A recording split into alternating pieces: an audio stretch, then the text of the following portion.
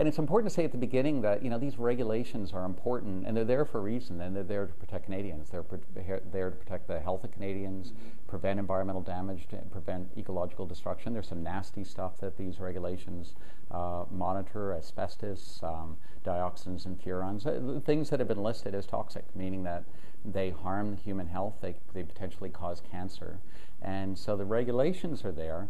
But it's important, and we know this, that having regulations on paper only goes so far, and you need inspectors, and you need a system to go in to make sure that they actually have the full force of the law.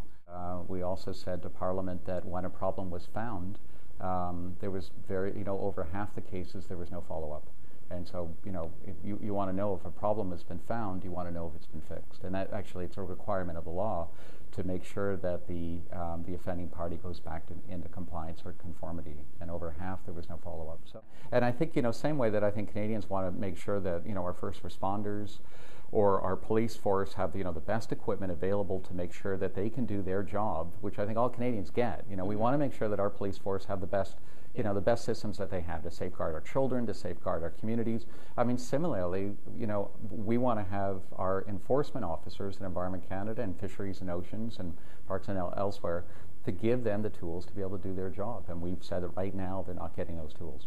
It would be like a doctor hiring a bunch of doctors who don't have a degree. Well, or don't have, they don't have a stethoscope, or they don't have the surgical instruments that they need, or they don't have the training in that particular new technology. Yeah. So, and I think that's it was pretty basic. This wasn't rocket science in this stuff. The things that we found in the enforcement were, in isolation, that's a problem, but it can be fixed. But when we looked at the number of issues that we found, Environment Canada have said that, in total, 40% of their regulations had some challenges with enforceability.